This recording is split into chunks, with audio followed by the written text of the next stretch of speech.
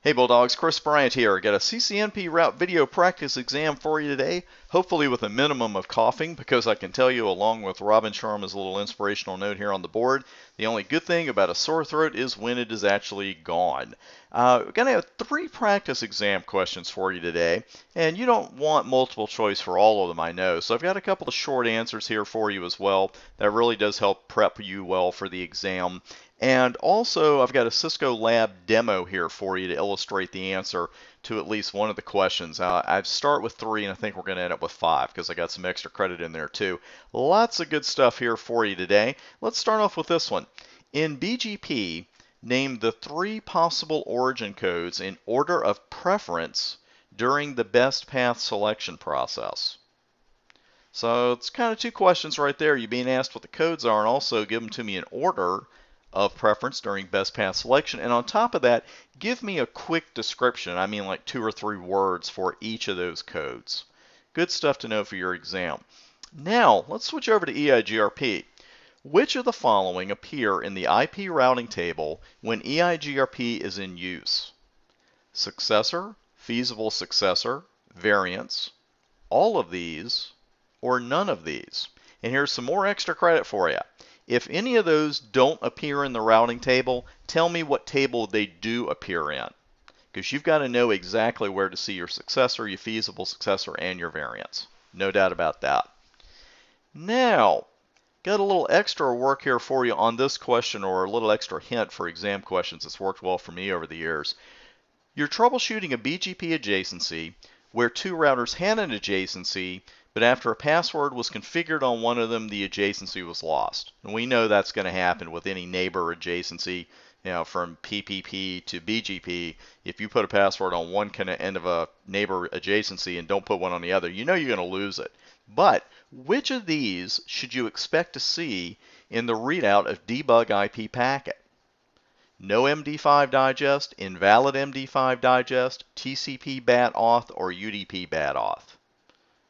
And let's just say that you've never seen debug IP packet before with BGP. Let's say it was not part of your study. I'm going to give you a little hint on how to handle that, because it's easy to look at that and say, oh man, I've never seen that before. But before we get to that, let's go ahead and look at the answers to the first couple of questions here. Your 3 BGP origin codes are I, E, and an exclamation point. I is going to be the most preferred during the best path selection process, because that indicates a route that was introduced with the network command itself. E is going to be next to a route that was introduced by the Exterior Gateway Protocol, EGP.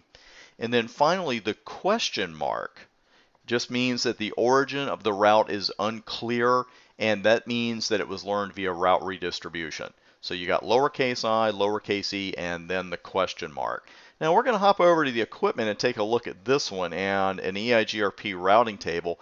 Which of these do we expect to see? And let's go ahead and run show IP route EIGRP there. And we see a couple of routes here, EIGRP routes that is.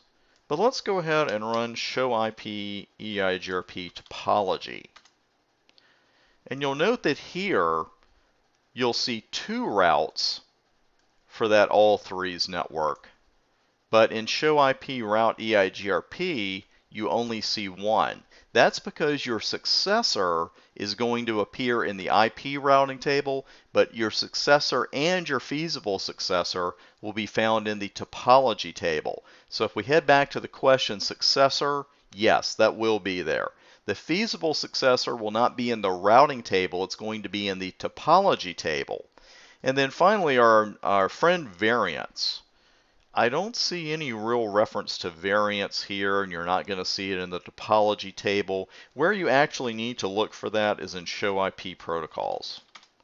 And it's going to be right in the middle. Even if you haven't changed it, the default of 1 will appear right there in the middle. So that is good stuff to know. So again, quickly looking over these 3, successor is the only one you're going to see in both the routing table and the topology table. Feasible successor in the topology table only. And variants, you need to run show IP protocols to see that. Now let's talk about this BGP adjacency. And just assuming, let me get rid of that little annoying box. There we go. Just assuming that you've never seen the output of this packet, Couple of notes here for you. Now, C and D, you would look at that and say, okay, it's really only going to be one of those. Well, which one does BGP use? It uses TCP, right? TCP port 179. Excuse the beeping. So we've got TCP port 179, and if that was our guess, it would be a very good guess because that is the right answer. You would expect to see TCP bad off. Now watch this because it's real easy to kind of gloss over the difference between these two, especially when you're debugging something in a high pressure situation or taking a certification exam. And what you want to watch here is that if you have a missing password between two routers, what you're going to see there is no MD5 digest. If you have an actual password mismatch, that is, they both have passwords configured but they do not match, then you're going to see invalid MD5 digest. So just watch that. It's real easy to overlook, in the heat of battle or the heat of exams. But in this case, if a password is just not configured on one of them to begin with, you're going to get no MD5. Excuse me.